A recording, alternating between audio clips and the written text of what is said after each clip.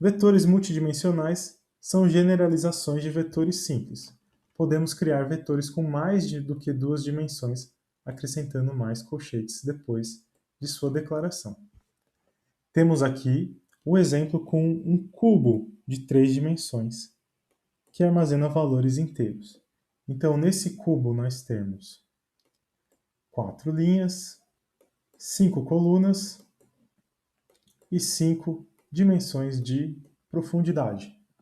Para acessar os valores em um vetor multidimensional, também utilizamos os seus índices através do colchete. Vejam, o cubo 000 corresponde a essa posição aqui. Então, nessa posição, estamos guardando o valor de 1. Enquanto que o cubo 220 corresponde a essa posição aqui. Vamos guardar o valor de 9 nessa posição. Já o cubo 222 é essa última posição que está aqui atrás. Então, vamos guardar o valor 27. Nessa figura aqui temos representados os índices e a posição do valor de cada índice. Vejam, a última dimensão da indexação corresponde à profundidade do seu cubo. Então, quando a profundidade é 0, nós estamos falando dessa primeira face aqui. Quando a profundidade é 1, estamos falando da segunda face. Então, veja assim, essa é a segunda face e temos a profundidade, né, a terceira dimensão, como sendo 1.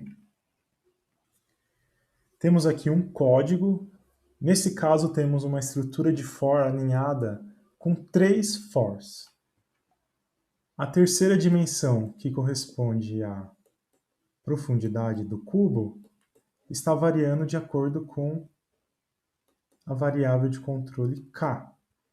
Então, nesse exemplo aqui, k permanece 0 enquanto nós lemos toda a primeira face do cubo, com i variando de 0 até 3. Então, i está agora em 2 e j está em 0, depois j1 e depois j2. Só depois da primeira face é que a estrutura de repetição volta e agora k, que começou com 0, agora k está com 1.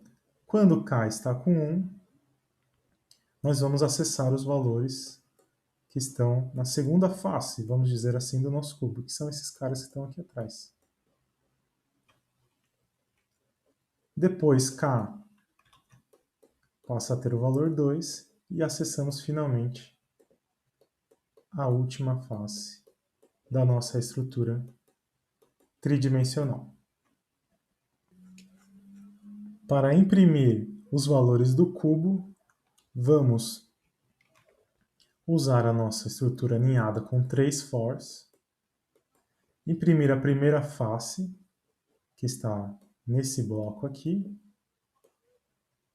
A cada linha temos um /n, então sempre que a gente percorre todas as colunas, pulamos de linha. E quando a gente termina de imprimir a primeira dimensão, vamos imprimir esses 2 jogos da velhas aqui no printf, para dizer que acabou a primeira face do nosso cubo. Tentem implementar essa estrutura tridimensional e verifique se você consegue acessar de fato cada posição do cubo.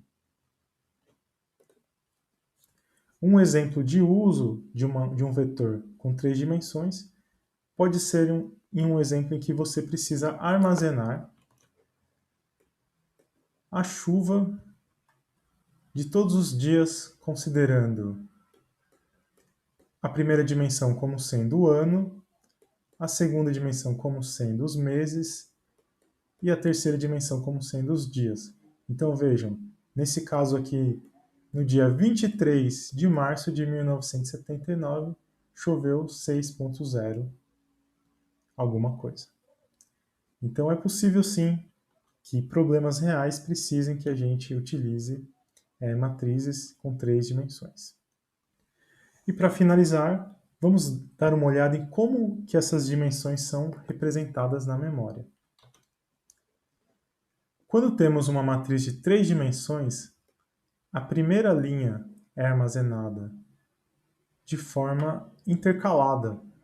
Vejam, o que temos na verdade é todos os primeiros elementos de cada face consecutivos. Depois, todos os elementos da segunda coluna consecutivos. E por último, os elementos da última coluna e da primeira linha consecutivos. E assim por diante. Vejam que agora não é tão simples identificar qual é a forma mais eficiente de manipular essa matriz. É importante entender como as matrizes são representadas de fato na memória do computador para que você desenvolva programas cada vez mais eficientes. Por fim, temos opções também para inicializar vetores multidimensionais, usando aquela mesma estrutura de chaves. Agora, lembrando que você deve separar as dimensões com a vírgula.